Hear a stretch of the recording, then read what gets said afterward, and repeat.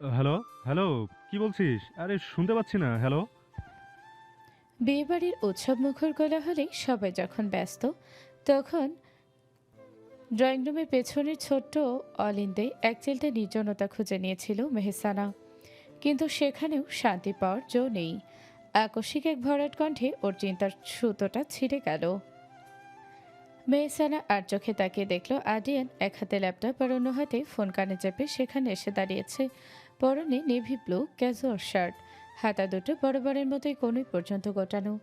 ও মেহসানার দিকে এক পলক তাকিয়ে ওষ্ঠক্ষণে এক চিলতে দুষ্টু হাসির রেখা ফুটিয়ে ফোনে বলতে লাগলো। আরে না Rafi, I understand your point. But তুই যে স্পিকারের কথা বলছিস, সেটা এখন কোনো দরকার নেই। I mean, no need of any external sound box. এমনিতেই বাসায় যে হাই ভলিউমের natural sound box already present আছে, তাতে আর নতুন কোনো নয়েজ পলিউশনের প্রয়োজন পড়বে না। I am already dealing with a live DJ. Mehsana এতক্ষণ ফল কাটার চামচ হাতে নিয়ে বেশ শান্তভাবেই কাজ করছিল, কিন্তু আদ্রিয়ানের মুখে ওই সাউন্ড বক্স আর লাইভ ডিজের শব্দ দুটো কর্ণগোচর হতেই ওর কান দুটো খরগোশের ন্যায় খাড়া হয়ে গেল। ও চট করে ঘুরে দাঁড়িয়ে চোখ দুটো সরু করে আদ্রিয়ানের দিকে তিল ধারণের ন্যায় এক তীক্ষ্ণ চাহনি নিক্ষেপ করলো। আদ্রিয়ান ফোনটা কেটে দিয়ে বিন্দুমাত্র বিচলিত না হয়ে ল্যাপটপটা একপাশে টেবিলে রাখলো। মেহসানার এর আগত রূপটা ও যেন বড্ড বেশি উপভোগ করে। মেহসানা হাতের চামচটা টেবিলে ঠকাস করে নামিয়ে রেখে কোমরে হাত দিয়ে তেড়া স্বরে বলল। মিস্টার ল্যাম্পপোস্ট, আপনি কি নিজের সীমাটা ইদানিং একটু বেশি পার করছেন না? কার সাথে ফোনে কথা বলছেন আর কাকে ইনডিরেক্টলি টন্ট মারছেন? আমি কিন্তু বোকা নই। আদ্রিয়ান আলস্য ভরে টেবিলের কোনায় হেলান দিয়ে দাঁড়িয়ে দুই হাত বুকে আড়াআড়ি করে বাঁধল। চোখে মুখে প্রচ্ছন্ন কৌতূহল নিয়েও ও শ্লেষাত্মক কণ্ঠে বলল। ওয়াও! সেলফ রিয়েলাইজেশন একেই বলে। আমি তো কারো নাম নিইনি মিস মোছানা। কিন্তু আপনি যেভাবে চোর ধরবার মতো রিয়্যাক্ট করলেন, তাতে তো রান্নাঘরে কে? আমি তো কলা খাইনি। প্রবাদটাই সত্যি মনে হচ্ছে। So are you expecting that you are the one and only sound box of this house? Mehsana রাগে রি রি করে ওঠে, এক কদম এগিয়ে এসে বলল। You know what? আপনার এই সার্কাসম আর এই ইরিটেটিং বিহেভিয়ার কোনো নর্মাল মানুষের পক্ষে সহ্য করা ইম্পসিবল। আমার এই ভুল হয়েছিল আপনার মতো একটা লোককে ভালো হয়ে গিয়েছে ভেবে। আজ তো ঘোড়ার ডিম, হুতুম পেঁচার নানা। মেহসানার এমন গালিতে হো হো করে হেসে উঠল আদ্রিয়ান। হুতুম প্যাচার না না, সিরিয়াসলি? আপনার এই ক্রিয়েটিভ গালিগালাজ শোনার জন্যই তো আমি অধীর আগ্রহে ওয়েট করি। ইউ নো হোয়াট, এই বিয়েবাড়ির এত নয়েজের মধ্যেও আপনার এই টেরা কণ্ঠস্বরটা আমার কানে একদম ডিফারেন্টলি টিউন করে। So don't stop your live performance. I am already a fan. মেহসানের আগে রক্তিম বর্ণ ধারণ করেছে ইতিমধ্যেই। ও হাতের কাঁটার চামচটা আদ্রিয়ানের দিকে উঁচিয়ে চিবিয়ে চিবিয়ে বলতে লাগলো। Listen to me very carefully mister lamppost, আর একটাও ফালতু কথা বললে এই চামচ দিয়ে আপনার ওই ব্রিলিয়ান্ট ল্যাপটপে 12টা বাজিয়ে দেবো। Understand? Just get lost from here. Adrian দুই হাত তুলে আত্মসমর্পণের ভঙ্গি করে বাঁকা হেসে বলল। ওকে ওকে, কাম ডাউন মাই লেডি, ডাউন। ল্যাপটপটা আমার জান, সো এটার উপর দয়া করুন। আমি যাচ্ছি, বাট রিমেম্বার, আপনি যতই ঝগড়া করুন না কেন, এই ল্যাম্প পোস্টে কিন্তু আপনার এই হাই ভলিউম সাউন্ড ছাড়া একদম blind. So keep it up. বলেই আদ্রিয়ান এক চিলতে দুষ্টু হাসির আভাস মুখমণ্ডলে বিদ্যমান রেখেই পা বাড়ালো ড্রয়িং রুমের উদ্দেশ্যে। মেহসানা ওর প্রস্থান পথের দিকে তাকিয়ে রাগে পা ঠুকে বিড়বিড় করল। Damn it! এই লোকটার সাথে আমি কোনোদিন তর্কে যেতে পারবো না। আজ তো একটা ইডিয়েট। অবশেষে উন্মোচিত প্রতীক্ষার জবনিকা। কাঙ্ক্ষিত দিন একজোড়া তৃষিত হৃদয়ের আরাধ্য লগন। শুক্রবার বেলা 1:45। বিবাহ উপলক্ষে সমগ্র বাড়িটা রীতিমতো জনকীর্ণ উদ্যানে পরিণত হয়েছে। জুম্মার নামাজ আনতে পবিত্র কালাম সাক্ষী রেখে সম্পন্ন হবে ওদের রাত। দুটি প্রাণ বাধা পড়বে অনুরাগের অবিচ্ছেদ্য বন্ধনে চিরতরে। তপ্ত দ্বীপ্রহরের সূর্যটা যখন মধ্য গগনে থিত হয়েছে, সাবরিনের কক্ষে কিঞ্চিত লোকশূন্যতা। বাহিরের হট্টগোল আর উৎসবের কলরব ছেটে ফেলে সেথায় বিরাজ করছে এক প্রশান্ত শীতলতা। এসির মৃদু গুঞ্জনে তপ্ত তনুমন নিমিষেই জড়িয়ে যাচ্ছে। আয়নার সামনে আসেন সাবরিনা। পার্লার থেকে আসা রূপটান শিল্পীরা নিপুণ হাতে শেষতুলির আঁচড় দিচ্ছেন তার অবয়বে। লাল চেরির আড়ালেই আজ তাকে স্বপ্নলোকের কোনো পরি বলে ভ্রম হওয়া অস্বাভাবিক নয়। কাজী সাহেব জুম্মার নামাজের পরপরই উপস্থিত হবেন। হাতে সময় বড্ড কম, অথচ প্রতিটি মুহূর্ত যেন উত্তেজনার পারদ চড়িয়ে দিচ্ছে। সাবরিনার বিপরীতে বসে আছে একদল রূপবতী মৃত্তিকা, মেহসানা আর তৃষা। প্রত্যেকের পরনেই একই রঙের লেহেঙ্গা। তারা মূলত কোনো গুরুতর ব্যাপারে আলাপচারিতা সারছে। আচমকা দরজার ওপাশ থেকে ছোট্ট পায়ে দ্রুত শব্দ শোনা গেল। দুপায়ে এক প্রকার দৌড়ে এসে তৃষাকে চাপটে ছোল মনোপ্রপী ছোট্ট পরী টুইঙ্কেল। মিষ্টি কণ্ঠে তৃষাকে জড়িয়ে ধরে উচ্ছ্বাসিত হয়ে বলল, bunny, you look so gorgeous today. তোমাকে পুরো ফেরি লাগছে। তৃষা আলতো হাতে টুইঙ্কেলকে নিজের বুকের সাথে লেপটে নিল। অতঃপর ওর চিবু কুচিয়ে নিজের বাদামি দৃষ্টি ও নীলাভ চোখে স্থির করে এক চিলতে মৃদু হাসল। পরক্ষণে ও দৃষ্টি ব্যস্ত হলো মানবরূপী ছোট্ট পরীটির সৌন্দর্য বিশ্লেষণে। তুলতুলে তৃষার শুভ্রদেহে আলালের দুলালি বলেই মনে হচ্ছে ওকে। ফুলের হাসিতে গালের টোলটা স্পষ্ট হচ্ছে। তৃষা ওর কপালে একটা চুমুখে আহ্লাদি সরে বলল, আমার little princess, thank you so much জান। কিন্তু তোমাকেও তো একদম ডিজনি ওয়ার্ল্ডের বারবি ডলের মতো লাগছে। মাশাআল্লাহ, my princess is looking too cute. টুইঙ্কেলের দুহাত নেড়ে খুশিতে ডগমগ হয়ে উত্তর দিল, নো বানি, তুমি সব সময় বেশি প্রীতি। নো প্রিন্সেস তুমি। না তুমি। তৃষার টুইঙ্কেলের এই খুনসুটি যেন ঘরের গুমট উত্তেজনা নিমিষেই হাওয়ায় উড়িয়ে দিল। টুইঙ্কেল ওর ছোট ছোট হাত দিয়ে তৃষার গাল টিপে দিয়ে বলল, ওকে বাবা, আমরা দুজনেই অনেক প্রীতি। তৃষা হেসে আর চোখে আয়নার দিকে তাকিয়ে দেখল সাবরিনা লাজুক হাসছে। ও টুইঙ্কেলকে কোলে বসিয়ে নিয়ে ফিসফিস করে বলল, তবে আজকে তোমার সাবু পিপিকে একটু বেশি সুন্দর লাগছে সুইটহার্ট। টুইঙ্কেল খুশিতে গাল ফুলিয়ে বলল, yes, she is looking like a red rose. মৃত্তিকা আর মেহসানা এতক্ষণ ওদের এই মিষ্টি কাণ্ড দেখছিল। মেহসানা এগিয়ে এসে টুইঙ্কেলের নাকে আলতো টোকা দিয়ে বলল, এই যে স্নো হোয়াইট, শুধু বানিকে প্যাম্পার করলে হবে? আমাদের কেমন লাগছে সেটা তো বললে না। টুইঙ্কেল ঘাড় ঘুরিয়ে সবাইকে একবার দেখে নিয়ে বেশ গম্ভীর ভঙ্গিতে বলল, তোমরা অনেক সুন্দর, কিন্তু আমার বানির মতো না। বানি ইজ স্পেশাল। ওর কথা শুনে পুরো ঘরে হাসি টোল পড়ে গেল। তৃষা ওকে আরও একবার জড়িয়ে ধরে কপালে চুমু খেয়ে বলল, thanks for the compliment my cutie pie. এবার চলো, সবাই আসার আগে আমরা সবাই মিলে একটা গ্র্যান্ড সেলফি তুলি।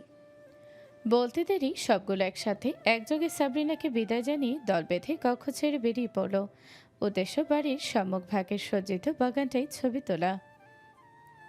ঘড়ির কাঁটা তখন অপরাহ্নে 4টে ছুঁই।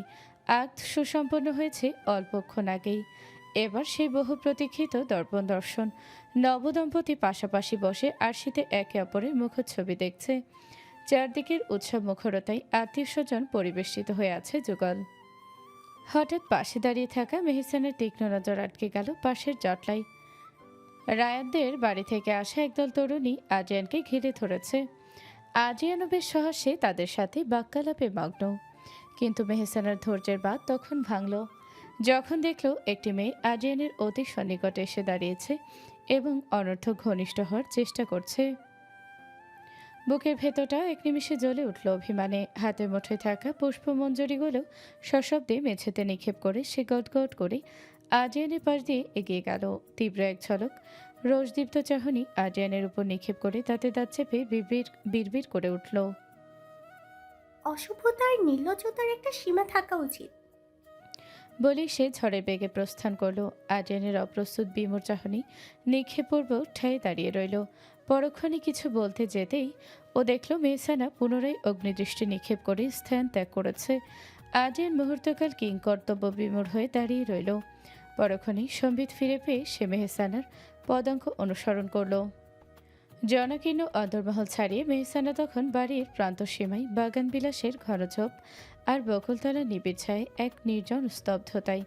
আর্যেন পেছন থেকে বেশ কয়েকবার অনুচ্চ স্বরে ডাকল, কিন্তু মেহসানের কর্ণকুহরে সে আহ্বান পৌঁছালো না, কিংবা সে পৌঁছাতে দিল না। তার দ্রুতগামী পদযুগল যেন মাটির সাথে এক নিগুড় দ্বন্দ্বে মেতেছে। অবশেষে নিরুপায় হয়ে আর্যেন ক্ষিপ্র গতিতে এগিয়ে গিয়ে মেহসানের কোমল কবজিটি সজোরে আঁকড়ে ধরল। মেহসানা চমকে উঠল, পরক্ষণেই চটকা মেরে হাত ছাড়ানোর বৃথা চেষ্টা করে রৌদ্রকণ্ঠে বলে উঠল, হাত ছাড়ুন বলছি, সাহস তো কম নয় আপনার। আর্যেন ধীর স্থিরভাবে ওর চোখের দিকে তাকিয়ে শান্ত স্বরে শুধালো, হঠাৎ এমন ঝড়ের বেগে চলে এলে যে? প্রবলেমটা কি তোমার? অন্তত কিছু তো বলো। মেহসানা এবার আগ্নেয়গিরির ন্যায় ফেটে পড়ল।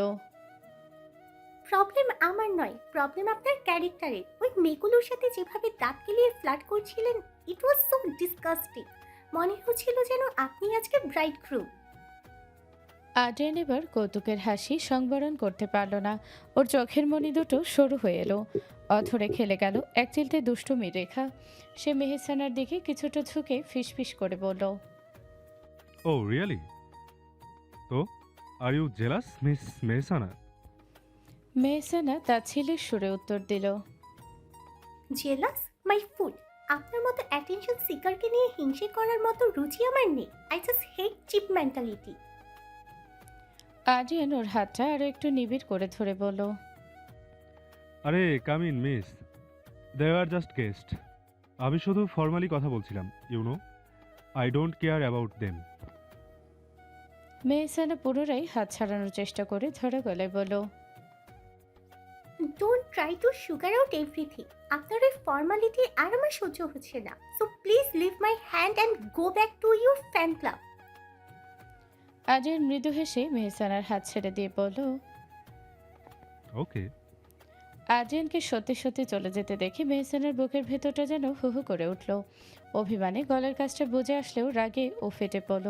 পেছন থেকে তীক্ষ্ণ স্বরে চেঁচিয়ে উঠল, বাহ, খুব তো কথা শোনা হচ্ছে দেখছি। মনে হচ্ছে আমি যা বলি তাই আপনি অক্ষরে অক্ষরে পালন করে। আর্যেন থমকে দাঁড়িয়ে পেছন ফিরল, চোখে মুখে কৃত্রিম বিস্ময় ফুটিয়ে বলল, কেন? তুমি তো বললে leave my hand and go back. আমি তো জাস্ট তোমার হুকুম তামিল করেছিলাম। So why are you shouting now? Mehsana দ্রুত পায়ে ওর সামনে এসে দাঁড়িয়ে আঙুল উঁচিয়ে রাগে কাঁপতে কাঁপতে বলল, অ্যাক্টিং একদম বন্ধ করুন আদ্রিয়ান। আপনি খুব ভালো করেই জানেন আমি কখন কি মিন করি। এতক্ষণ ধরে চলে যাওয়ার নাম নেই, আর ফ্যান ক্লাবের কথা বলতেই অমনি গদগদ হয়ে ফিরে যাচ্ছেন। আর্যেন এক কদম এগিয়ে এলো, মেহসানার চোখের খুব কাছে চোখ রেখে নিচু স্বরে বলল, অদ্ভুত তো, গেলে দোষ, না গেলেও দোষ। আসলে প্রবলেমটা ফ্যান ক্লাবে নয় মেহসানা, প্রবলেমটা তোমার এই ইনসিকিউরিটি আর একগুয়েমিতে। Why don't you just admit that you can't tolerate anyone near me? Mehsana এবার স্তব্ধ হলো। আসলেও তো আর্যেন যেখানে খুশি, যাদের সাথে খুশি কথা বলুক, ওরে তো খারাপ লাগছে কেন? তবে কি না, না, নিজের অবচেতন মনের অনুভূতিটা হৃদগহীনে এই বদ্ধ করে। শুকনো ঢোক গেলে আদ্রিয়ানের দিকে তাকালো, সঙ্গে সঙ্গে আদ্রিয়ান বাম ভ্রুটা ঈষৎ নাচিয়ে শুধালো। কি হলো বলো বলো? মেহসানা প্রত্যুত্তর করল না, মুহূর্তের মাঝে পিছন খুলল, কৃত্রিম গাম্ভীর্য টেনে এনে গজগজ করতে করতে প্রস্থান করল সেখান থেকে। এদিকে তৃষা তখন হন্তদন্ত হয়ে টুইঙ্কেলকে খুঁজে ফিরছে। দোতলার এই দীর্ঘ জনশূন্য করিডোর ধরে হাঁটছিল। হঠাৎ এক জোরালো টানে ওর গতিপথ রুদ্ধ হলো। কিছু বুঝে ওঠার আগেই এক বলিষ্ঠ হাত ওর কবজি টেনে ধরল এবং মুহূর্তের ব্যবধানে তৃষা নিজেকে আবিষ্কার করল একটি রুদ্ধতার কক্ষের দরজার সাথে লেপ্টে থাকা অবস্থায়। ভয় আর বিস্ময়ে তৃষার আখি পলব নিমেষেই বুঝে এলো। হৃৎপিণ্ডের ধুকপুকানি যেন কানের পর্দায় আশ্রে পড়ছে। কাঁপা কাঁপা গলায় আর্তনাদ করতে যাবে, তখনই নাকে এসে লাগলো নীলগিরির পাইন বনের সজীবতার কথা মনে করিয়ে দেওয়া অতি পরিচিত সেই পারফিউমের ঘ্রাণ। ধীরে ধীরে চোখ মেলে তৃষা দেখল সামনে দাঁড়িয়ে স্বয়ং আর্য। আর্যরই তীক্ষ্ণ আর নেশাতুর চাহনি দেখে তৃষা কিছুটা আশ্বস্ত হলেও পরক্ষণেই কপট রাগ ফুটিয়ে তুলল চোখে মুখে। ওষ্ঠাধর কিঞ্চিত ফুলিয়ে অভিমানের সুরে বলে উঠল, ও গড, আপনি এমন অসভ্যতা করলেন কেন বলুন তো? জানটা তো প্রায় বেরিয়ে গিয়েছিল আমার। আর্য কোনো উত্তর দিল না, পরিবর্তে সে আরও এক কদম এগিয়ে এলো। তাদের মধ্যকার ব্যবধানটুকু প্রায় শূন্যে মিলিয়ে গেল। তৃষার রেশমি চুলের গহন অরণে নিজের মুখাবয়ব জবিয়ে দিয়ে এক গভীর তৃষ্ণার্ত দীর্ঘশ্বাস ত্যাগ করলো আর্য। তৃষার গলার কাছে ওর তপ্ত নিঃশ্বাস আশ্রে পড়ছে। আর্য অতি মৃদু স্বরে বলল, এই বিয়ের চক্করে পড়ে কতক্ষণ নিজের জানটাকে কাছে পাইনি বলো তো। দম আটকে আসছিল আমার। I was literally suffocating. Trisha এবার কিছুটা হক চকিয়ে গেল। আর্যর কথা শুনে ওর সরল মনে আশঙ্কার মেঘ জমল। ও খানিকটা ঘাবড়ে গিয়ে আর্যের বুক ঠেলে নিজেকে সরিয়ে নেওয়ার চেষ্টা করে শুধালো, সাফোকেশন? কিন্তু আপনার তো আগে কখনো কোনো শ্বাসকষ্টের সমস্যা ছিল না, হঠাৎ এখন এমন হচ্ছে কেন? আপনি ঠিক আছেন তো? আজও তৃষারাহেন সারেলে নিঃশব্দে হেসে উঠল। অতঃপর তৃষার কানের লতি ছুঁয়ে থাকা ঝুমকাটা আলতো করে নেড়ে দিয়ে রসিকতার সুরে বলল, স্টুপিড গার্ল। অক্সিজেন যদি সারাক্ষণ আড়ালে থাকে তবে কি সুস্থ মানুষেরও শ্বাস নিতে কষ্ট হয় না? আর্যর কথার অন্তর্নিহিত অর্থ বুঝতে তৃষার এক মুহূর্ত দেরি হলো না। লজ্জায়ের আবেশে ওর গাল দুটো নিমিষেই রক্ত জবার ন্যায় রাঙা হয়ে উঠল। ও দৃষ্টি নত করে বিড়বিড় করে বলল, সবসময় উল্টাপাল্টা ডায়লগ শুনে আমাকে দুর্বল করার চেষ্টা। আর্য এবার ওর চিবুকটা আলতো করে উঁচিয়ে ধরল। ওর গভীর দৃষ্টি তৃষার কম্পিত ওষ্ঠাধরে স্থির করে বলল, it's not just a dialogue Trisha, it's a reality. সারাদিন শুধু টুইঙ্কেল আর বন্ধুদের নিয়ে বিজি থাকো। একবারও কি এই অভাগা লোকটার কথা মনে পড়েনি? Don't you miss me at all? Trisha আর্যর বুকের বোতাম নিয়ে অন্যমনস্কভাবে খেলতে খেলতে অস্ফুট স্বরে বলল, মনে পড়ার সময় দিলে তো আপনি তো সারাক্ষণ ছায়ার মতো পিছু ছাড়ছেন না। আর্য হঠাৎই তৃষাকে নিজের সঙ্গে মিশিয়ে বন্ধ নিবিড় করে বলল, বিয়ে করেছে কি পিছু ছাড়তে নাকি? তৃষা লাজুক হেসে মুখ লুকালো আর্যর বক্ষ দেশে। অতিক্রান্ত হলো খানিকক্ষণ। হঠাৎ নীরবতা ভেঙে আলতো করে আর্যর বুক ঠেলে নিজেকে কিছুটা সরিয়ে নিল তৃষা। আর্যর বিস্ময় মাখানো দৃষ্টি তোয়াক্কা না করে এক কৃত্রিম গাম্ভীর্য ওষ্ঠাধরে মেখে তৃষা বলে উঠল, বিয়ে করেছেন কই শুনি? একে আদৌ কোনো বিয়ে হলো? আর্য ভ্রুকুচকে অবাক হয়ে তাকালো। ওর বিষয় যেন আকাশ স্পর্শ করছে। What? Why are you saying this Trisha? বিয়ে হয়েছিল না মানে? তৃষা এবার দুহাতে কোমরে রেখে ঝঙ্কার দিয়ে উঠল, ওটা বিয়ে? কত স্বাদ ছিল বিয়ের সময় লাল বেনারসি পরে রাজকীয় ঢঙে ছবি তুলব, ক্যান্ডিড শট নিব, রিলস বানাবো। কিন্তু আপনার কারণে তো তার কিছুই হলো না। ওইটুকু সময়ের জন্য আপনার ওই নির্জন ঘরে বন্দি থাকতে গিয়ে আমি আমার লাইফ টাইম মেমোরিজ মিস করলাম। It's so unfair. আর্য এবার এগাল হেসে বলল, ও, এই ব্যাপার। তাহলে কি তোমার শখ মেটাতে আবার আরেকবার বিয়ে করা উচিত ম্যাডাম? তৃষা এবার হঠাৎ করেই সত্যি সত্যি রেখে গেল। ও ধরে গলায় বলল, জীবন তো আর স্টার জলসা কিংবা জি বাংলার সিরিয়াল নয় যে যে বছরে 4-5 বার বিয়ে হবে আর প্রতিবার গ্র্যান্ড সেলিব্রেশন হবে। বিয়ে তো বিয়ে, একটা প্রপার হানিমুনেও গেলাম না। কোনো রোম্যান্টিক ডিনার নেই, লং ড্রাইভ নেই, সব কিছুই কেমন যেন দায় সারা। I hate this pattern. বলেই তৃষার এক মুহূর্ত সেখানে দাঁড়ালো না। ওনার আঁচল সামনে গটগট করে কক্ষ ছেড়ে বেরিয়ে গেল। আজও সেখানেই প্রস্তর মূর্তির ন্যায় স্তব্ধ হয়ে দাঁড়িয়ে রইল। কোত্থেকে কি হয়ে গেল ওর পুরুষালী মস্তিষ্ক তা অনুধাবন করতে সম্পূর্ণ ব্যর্থ হলো। এক মুহূর্ত আগেও যে মেয়েটা ওর বুকে মুখ লুকিয়ে প্রেমের আবেশে মগ্ন ছিল, পরক্ষণে সে এমন আগ্নেয়গিরির মতো ফেটে পড়ে প্রস্থান করলো কেন, তা আজও বোধগম্য হলো না। সে শুধু অস্ফুট স্বরে বিড়বিড় করল, Women are unpredictable, really unpredictable. রাত্রির নিবিড় নিস্তব্ধতা তখন চড়াচড়ে ঘনিয়ে এসেছে। জানালার ওপাশে ঝিঝি পোকার অবিশ্রান্ত গুঞ্জন যেন এক তন্দ্রালু আবহের সৃষ্টি করেছে। বিবাহের সমস্ত কাজের অবসান ঘটিয়ে তৃষা সবেমাত্র টুইঙ্কেলকে ঘুম পাড়িয়ে নিজের অবসন্ন শরীরটা বিছানায় এলিয়ে দিয়েছিল। হঠাৎই দরজায় অত্যন্ত মৃদু করা নাড়ার শব্দ হলো। তৃষা ধরপড়ি উঠে বসল। ওনাটা গায়ে জড়িয়ে নিয়ে গলাস্বর কিছুটা সংযত করে বলল, আসুন, দরজা খোলাই আছে। কক্ষতলে প্রবেশ করলো আর্য। ওকে দেখে তৃষা মুখটা কিঞ্চিত ঘুরিয়ে নিল। কপট গাম্ভীর্য বজায় রেখে জানালার বাহিরের অন্ধকারের দিকে দৃষ্টি নিবদ্ধ করলো। আজও কোনো কথা না বলে ধীর পদে এগিয়ে এলো এবং তৃষার একদম গা ঘেঁষে বিছানায় বসলো।